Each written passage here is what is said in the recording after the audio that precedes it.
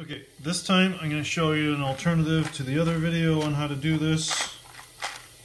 See if I can't find a brass rod. First, I'm going to clean up my brass rod a little bit because it's dirty.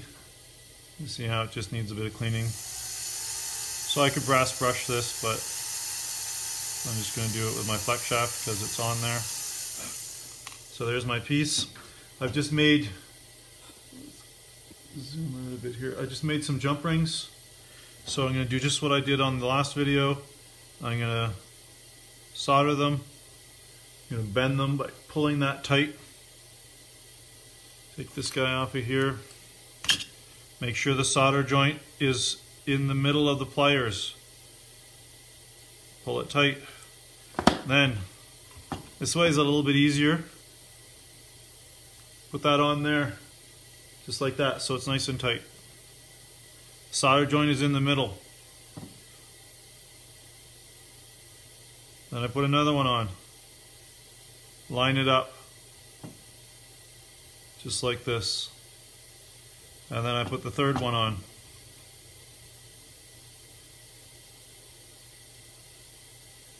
Oops. Guess that one wasn't quite on. So now while it's on there, I'm just going to zoom in a bit here. I can line it up. I can turn this one just a little bit. Make sure it's nice and even. Just like that. I'm going to hold it. Try to get it to be at the end of the brass rod.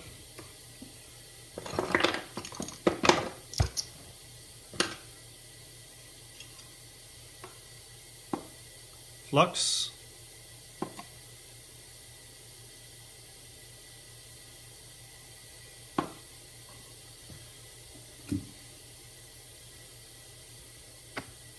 Oops.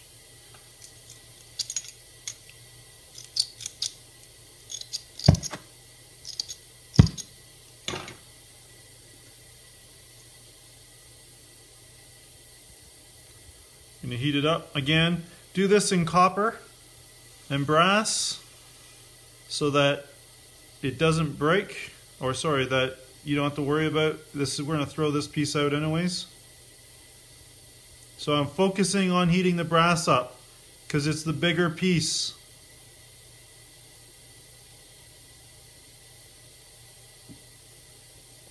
Now I'm just stick soldering this because I can. I'm going to turn it over, heat it from the other side, make sure all the pieces are tight, make sure there's solder on all the joints. Doesn't matter how much solder you get on there, that's why I'm stick soldering it. You look at how this is all going to go together. I'm going to be throwing this thing out. I do want to make sure that I have enough solder though. There we go. I'll put this in the pickle and then I'll show you how to use this tomorrow. Okay, so here's the first part. I just cleaned it up. It's all soldered together. We'll save that for part 3. So I've cut a whole bunch of jump rings. These ones are already all closed. I just want to show you how to close them. They do not need to be round at this stage, but they do need to be lined up properly. So I close all my jump rings. It's important that your wire is not more than 0.75. Now over here, I've cut a whole bunch of little pieces of solder. I've lined up 3 here. I'm just going to put a little bit of flux on them. 1, 2, 3. I'm going to heat them up.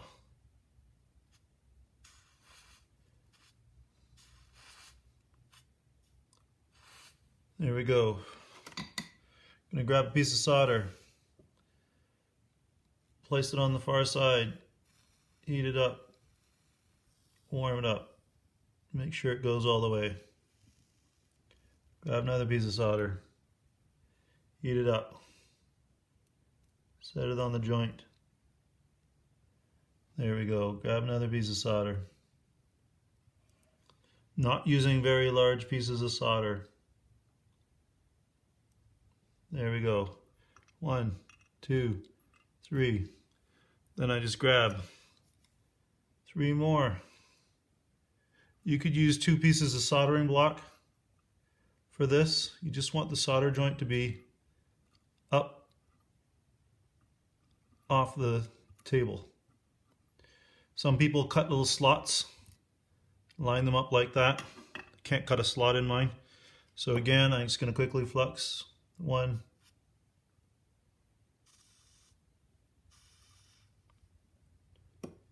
2, 3. Grab a piece of solder, heat it up, the solder on the far side, make sure it flows. Make sure these are lined up nicely in all directions. There we go. Remove these 3. Take your tweezers, line up 3 more, or 4 more, or 5 more. I don't care how many you do. The other thing you could do is you could hold these in cross-locking tweezers, but I personally don't like to do that. Just make sure that you have access to the joint. Flux them.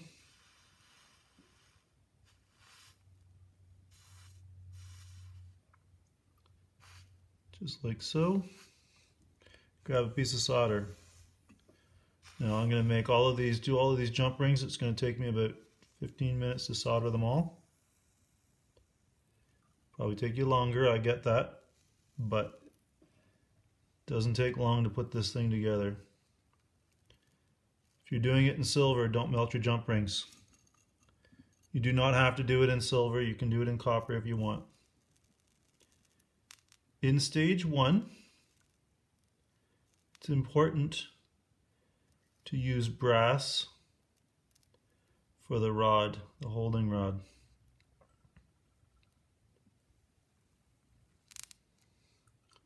One, 2, 3. Set up 3 more. So it can go quite quickly. And you're going to solder a whole bunch of jump rings. Hundreds of them. So make them all first.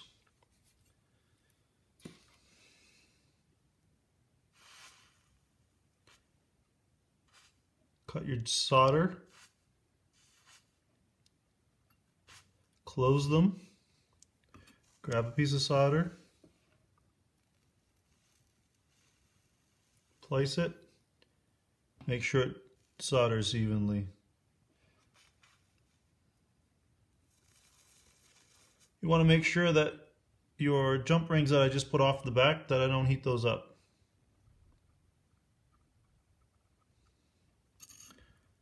I don't want to, I don't want to solder them into a big lump or melt them, which you could theoretically do. It's just too much flux on my soldering pick.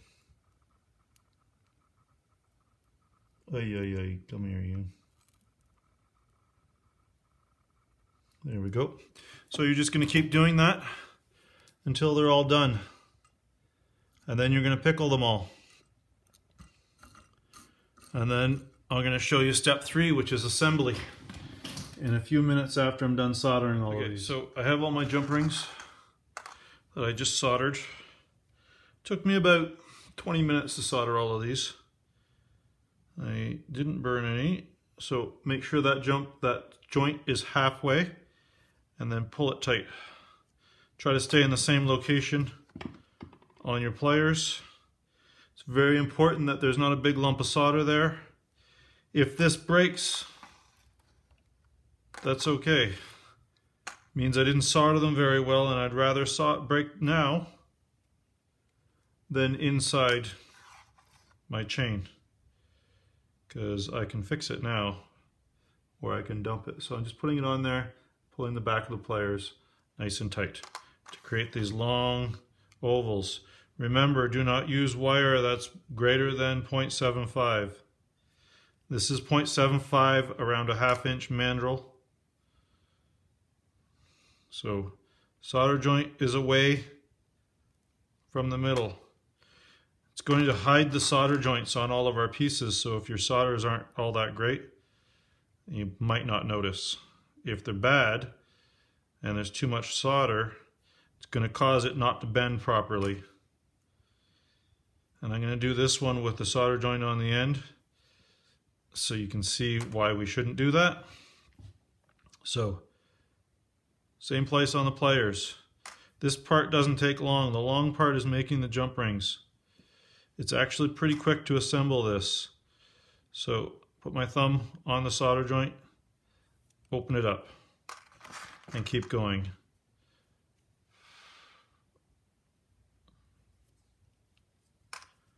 This work hardens them a little bit as well because I'm stretching them.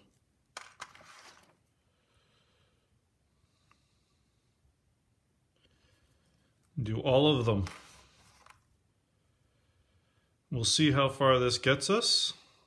I'm going to count how many I've done, and then on the final, when I assemble them, you'll see how far that gets.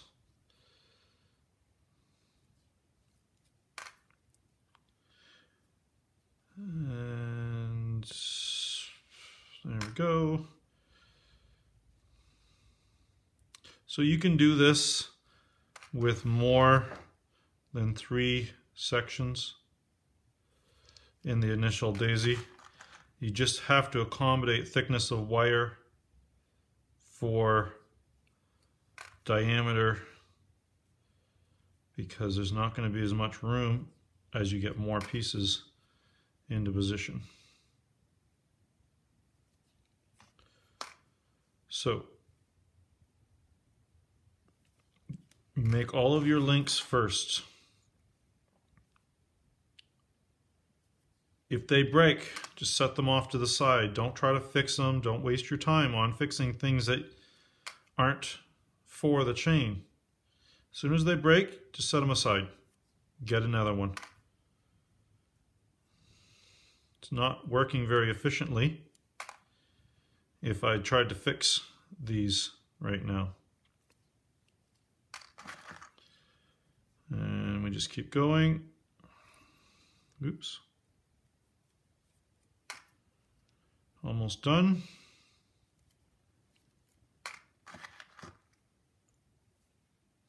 So I put a few in my hand so that I can easily grab them. I'm not reaching down every time.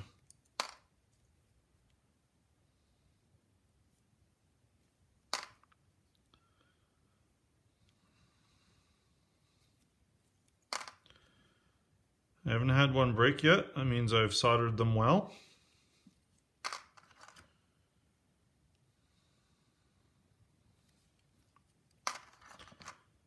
When I originally did this, I did have some break.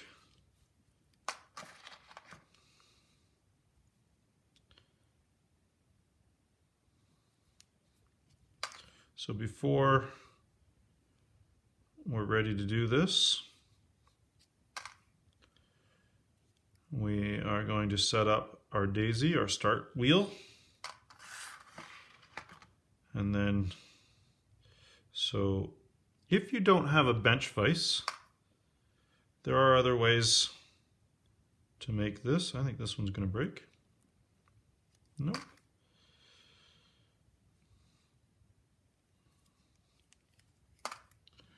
So another 10 or so to go.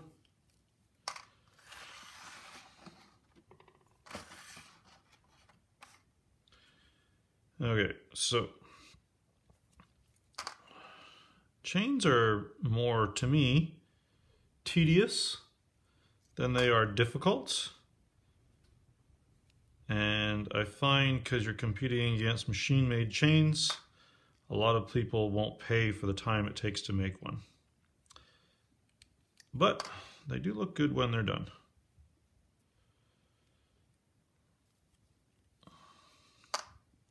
Okay, here's the last one. Now I'm going to take my daisy and I'm going to zoom out for you. This is the alternative. It's just a C-clamp. I'm going to clamp that onto my bench so that this is pointing straight up. And then I can use it. Now, instead of doing that, I'm going to put it in here. Actually, before I do that, I'm going to bend these all up. You can clearly see which one is the lowest one. This is the bottom, middle, highest. That's important. Now, first thing I'm going to do is get my scriber, and I'm going to run through the bottom one like this, so that catches the bottom ones. Then the middle ones like this, and I'm just opening these guys up. Now, these little guys here, you can give them a little squeeze in the middle like this, so they're a little bit crimped, and then go through the bottom one. The first few are not going to be used. You can see the solder joint is in the middle. Bend it up. I'm going to zoom in just a little here for you. Let's see if we can't focus. There we go. So that's, I just put this one in. I'm going to squeeze and then go through the middle one and then bend it up. So this is still just setup. Squeeze, go through the top one, turn it, bend it. Now, this is just a setup. I've got my starter daisy. My starter daisy is still right here and here, and one set of links. I've only gone through one. On the second pass, again, starting at the bottom, we go through both the original one. So I'm going to put my scriber in here. Go through both. I'm going through two. And I'm pushing my scriber through to give me room for the link.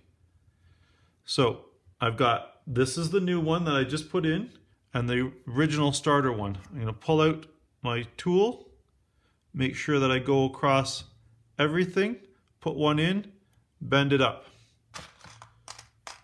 Then I go to the middle one, which is right here. Do the same thing. Did I get it? Make sure that I get 4. So there's 1, 2. Let me shift that off for you. 3, 4. Get this out of the way. There you go. You can see 1, 2, 3, 4. You have to have 2 links through. Push this one through both sets, just where the scriber was. Turn it and move it up. And then I'm going to go through the last one, which is right here.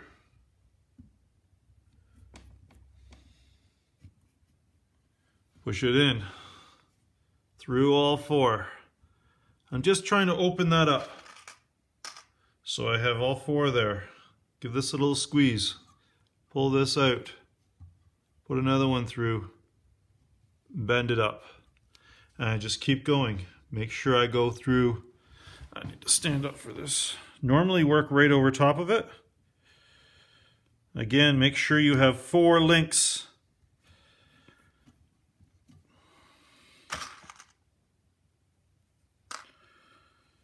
Pull the tool out, put a new link in. Now, these have all had the solder joints in the middle. If the solder joint is on the edge, on the end, oh, where'd it go? I purposely bent one to put it on the end so you could see it. I might have already put it on because I wasn't paying attention. I did. So if the solder joint, no, here it is. If the solder joint is on the end, when I bend this, I'll see it on the outside of the chain. So by having it in the middle, it keeps it to the inside. So always pay attention to who's on the bottom, which one you're doing next. Force your scriber through, grab a link. It actually goes together pretty well, pretty quickly. Give it a bend, bend it up. Go to the next one. Make sure you got all the parts. Grab another one. Put it through. If I can't get that through, it just means I didn't push my scriber through far enough. Make sure I have all the parts. Give it a good push. I'm just putting my fingers here to support it as I go. There we go.